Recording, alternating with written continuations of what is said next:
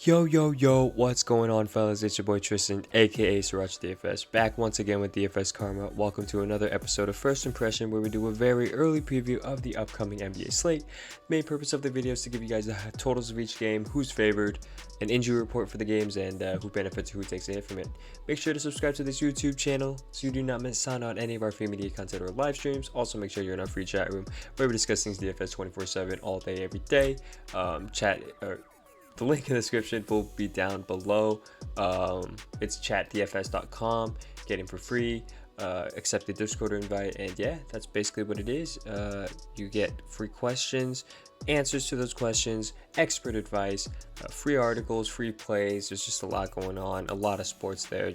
It's always a good time. It's not a bad idea. It's the best idea, if I could guarantee it myself. And yeah, I mean, that's all there is to it. Anyways, let's jump right into this slate. We got 11 games on this Monday slate. It's a pretty fast slate. Yeah, let's jump right into it. Indiana at Washington is the first game on the slate. Opened up at a 236 total. Indy's favored by 3 points. On the Indiana side, Doug McDermott is questionable. If Doug McDermott were to miss, Justin Holiday would receive consistent minutes. I think he has a lock, or he would be in a lock for 30 minutes.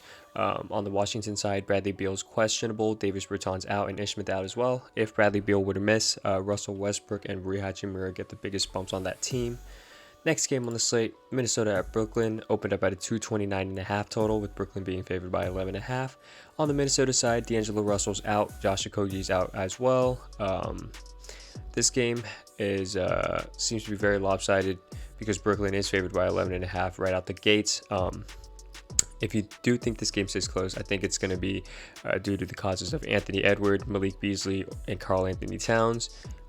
Most likely two of them will be in the optimal line if this game does stay close, just because of how fast paced this is, and just because of their ceilings in this matchup. But or maybe all three of them. If this game does stay really close, maybe you can go to overtime. But I'm looking here for a game stack with one of the studs on the other side. On the Brooklyn side, basically, LaMarcus Aldridge is questionable. He just signed with the team. I don't think he's personally going to play. Kevin Durant out. Landry Shamet out as well.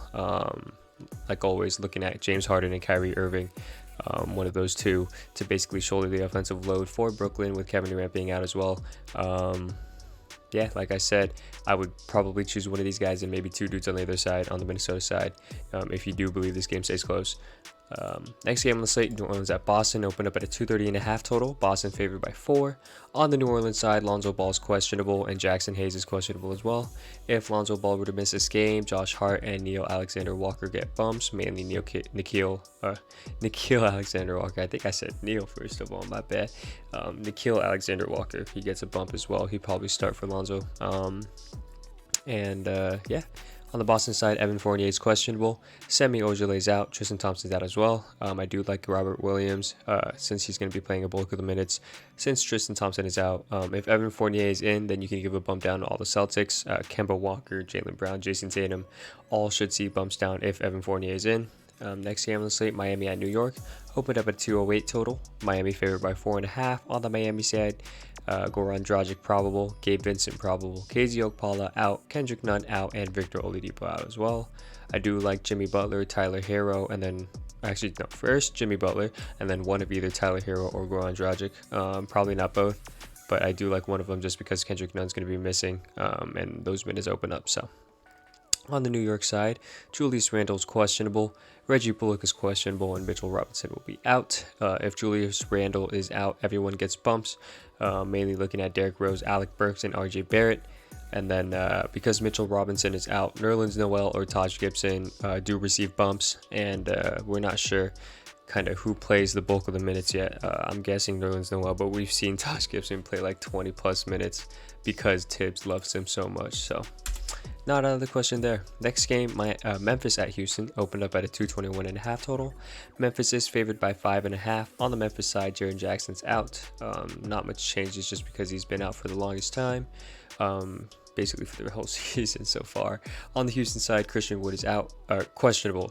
Christian Wood is questionable. Avery Bradley questionable. Eric Gordon out. David Nwaba is out as well. If Christian Wood were to miss this game, bumps up to basically all of Houston, and mainly Kelly Olynyk, who should see the bulk of the minutes at center with Christian Wood if he is out.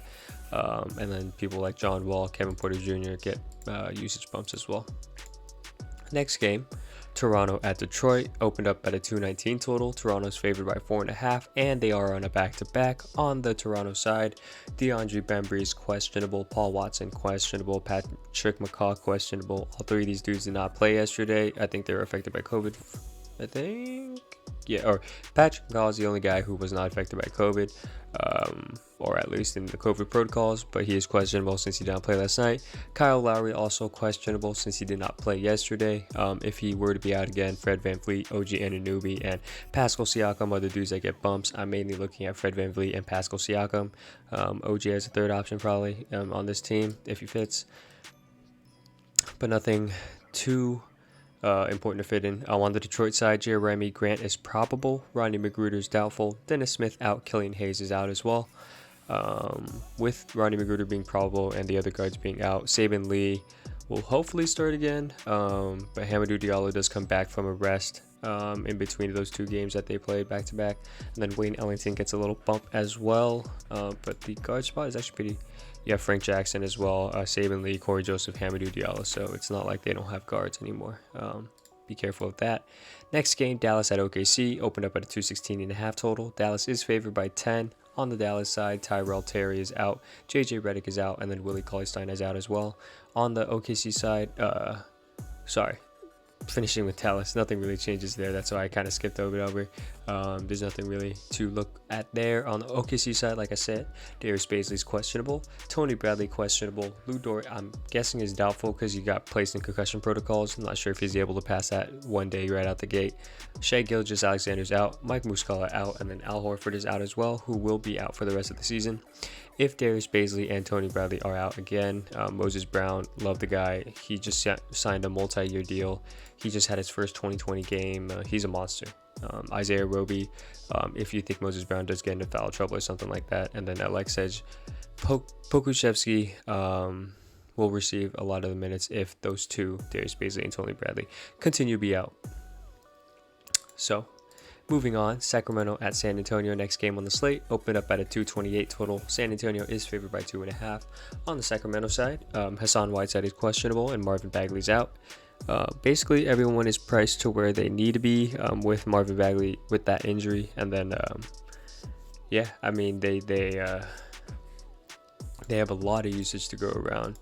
And they just picked up DeLon Wright, I think, who should see some usage off the bench as well, and then Terrence Davis. So it's tough to play this team right now. On the San Antonio side, though, Devin Vassell is probable, Marquise Chris is out, Keita Bates-Diop is out, and Lonnie Walker will be out. The guards get a little bump, like Derek White, DeMar DeRozan, DeJounte Murray. They should see a little more run, and then Devin Vassell probably sees Lonnie Walker's run that he will miss for sure. Next game, Cleveland at Utah, opened up at a 221.5 total. Utah is favored by 15. On the Cleveland side, Isaiah Hartenstein is questionable, Torian Prince questionable, Matthew Dellavedova out, Kevin Love out, and Jarrett Allen out as well. First, we must see if Isaiah Hartenstein is available. I think they will need his size versus Rudy Gobert for sure. He's basically a tower, man. Or they might toss Lamar Stevens at him, or maybe Dean Wade. I'm not sure if Dean Wade has the size to guard him, but I do think they might need Isaiah Hartenstein, so we got to monitor to see if he's available tomorrow for sure. On the Utah side, Mike Conley's questionable, but I'm guessing he plays today just because he sat out last game because of injury management. They haven't really updated his status, so I'm just guessing he plays, but he's officially, not officially, questionable. Next game, Chicago at Golden State, opened up at a 224.5 total. Chicago's favored by 4.5. On the Chicago side, Zach LaVine is probable, Lauri Markkanen is probable, and then Daniel Tice is questionable. If Daniel Tice is in, it's a bump down to the Chicago bigs like Thaddeus Young and Lauri Markkanen. Also, this team kind of needs to spread its usage now, so it's kind of hard to play them in fantasy just because Nikola Vucevic just joined their team, and he's a guy who needs a lot of usage for sure, and he takes up a lot of usage. So On the Golden State side, Steph Curry is questionable. If he's in, you got to give a bump down to Andrew Wiggins, Kelly Oubre Jr., and a huge bump down to Jordan Poole and Nico Mannion. But I think Draymond Green stays the same, or he might actually get more fantasy output because of Steph Curry being in due to more assists. But they looked pretty good when Steph was playing. So last game on the slate, Milwaukee at the Clippers, opened up at a 229.5 total. Clippers are favored by 1.5. On the Milwaukee side, Bobby Portis is out. I do like the main three guys, basically Drew Holiday, Chris Middleton, and Giannis Antetokounmpo. Dante DiVincenzo is not bad as well. On the Clippers side, Serge Ibaka out, Patrick Beverley out, and then newly acquired Rajon Rondo is out as well. I do like Marcus Morris and Ivica Zubac, but he definitely Marcus Morris more in this spot. Zubac isn't out of play, but I like I said, I do like Marcus Morris more, but he's definitely in play as well. So, and then one of either Terrence Mann, Luke Kennard, or Reggie Jackson, that's his name. I think one of them will go off tonight, and that's my bold call of the day. But I think one of those dudes will go off tonight. Low-key like a game here stack. Low-key like a game stack here with the studs probably, or a couple of them. Then some value plays as well from this game.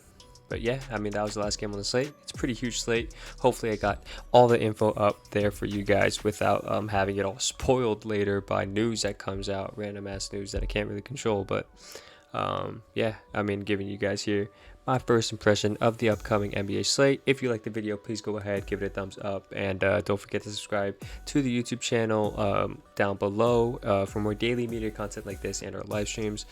Like always, I appreciate you guys for watching, and good luck in your contest tomorrow. Have a good day and have a good one. I'm out. Peace.